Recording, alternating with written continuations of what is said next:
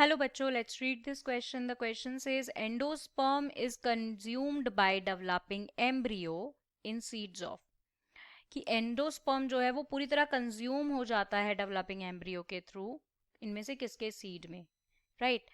तो option A है P, then मेज, कोकोनट और कैस्टर। तो चलिए बात करते हैं इस क्वेश्चन के की कॉन्सेप्ट के बारे में। तो क्या की कॉन्सेप्ट यहाँ पर फॉर्म हो रहा है? Post fertilization events, right. तो फर्टिलाइजेशन के बाद क्या होता है? फर्टिलाइजेशन में एंडोस्पर्म बन जाता है, हमारा जाइगोट बन जाता है जो कि एम्ब्रियो में डेवलप हो जाता है। उसके बाद ये इवेंट्स आते हैं जिसमें हमारा एंडोस्पर्म जो है एम्ब्रियो को, डेवलपिंग एम्ब्रियो को as a nutritional support provide करता है। तो अब हमें यहाँ पे बात करनी है एंडोस्पर्म के बारे में सबसे पहले। तो ये जो एंडोस्पर्म है, अगर ये प्रेजेंट है तो ये एक तरह के फूड स्टोरेज टिश्यू की तरह प्रेजेंट होता है सीड में, राइट। और जो सीड्स होते हैं जिनमें एंडोस्पर्म होता है, उन सीड्स को क्या कहते हैं? ऐसे सीड्स कहलाते हैं एंडोस्पर्मिक, एंडोस्पर्मिक, या फिर हम उन्हें कहते हैं एल्ब्यूमिनस सीड, राइट। तो अब अगर हम बात करते हैं कि कुछ ऐसे भी होते हैं जिनमें हमारे एंडोस्पर्म जो हैं वो नहीं होते हैं, उन्हें हम कहते हैं नॉन एंडोस्पर्मिक या फिर एक्सल्बुमस एक्सल्ब्यूमिनस सीड्स, राइट।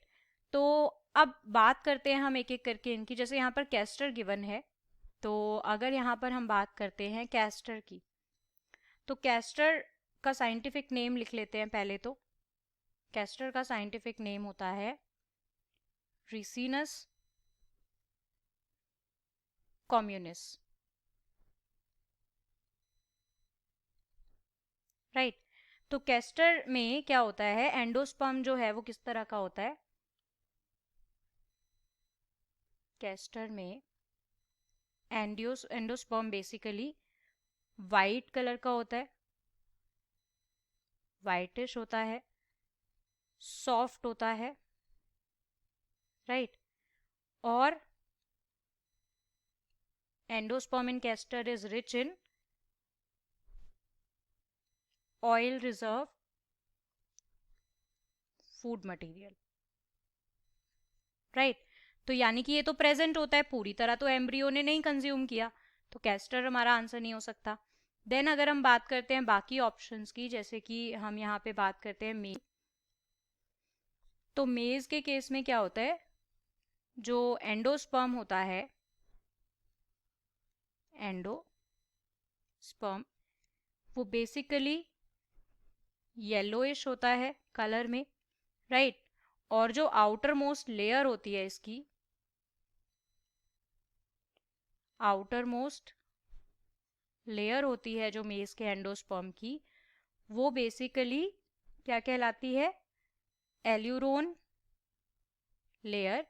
और ये प्रोटीन से रिच होती है, प्रोटीन से रिच होती है, राइट। तो यानी कि मेज में भी अभी एंडोस्पर्म हम देख सकते हैं पूरी तरह कंज्यूम नहीं होता। तो अब हम बात करते हैं बाकी ऑप्शंस की। जैसे कि अगर यहाँ पर हम बात करते हैं कोकोनट की, राइट। तो कोकोनट के पास भी एंडोस्पर्म जो है वो प्रेजेंट होता है। कोकोनट भी एक तरह का अल्ब्यूमिनस या फिर एंडोस्पर्मिक सीड होता है। तो अब आते हैं हम पी पर, राइट।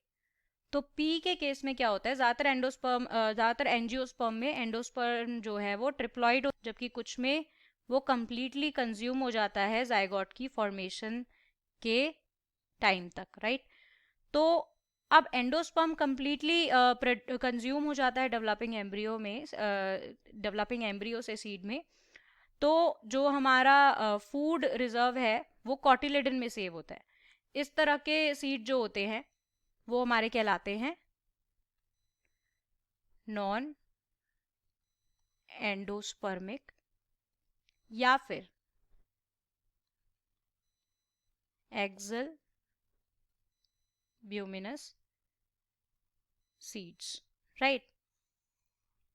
ऐसे सीड्स में जो एंडोस्पर्म है वो पूरी तरह से कंज्यूम हो जाता है, और इसके एग्जाम्पल होते हैं जैसे पी हुआ, या फिर पी के अलावा ग्राउंड नट हुआ, राइट। और कुछ में एंडोस्पर्म परसिस्ट करता है, जैसे कि मेज हुआ, कैस्टर हुआ, कोकोनट हुआ, इनमें परसिस्ट करता है। सो अकॉर्डिंग टू दिस यहाँ पर हमारा करेक्ट आंसर हो जाएगा option A, P. So I hope you understood it well. Best of luck. Thank you.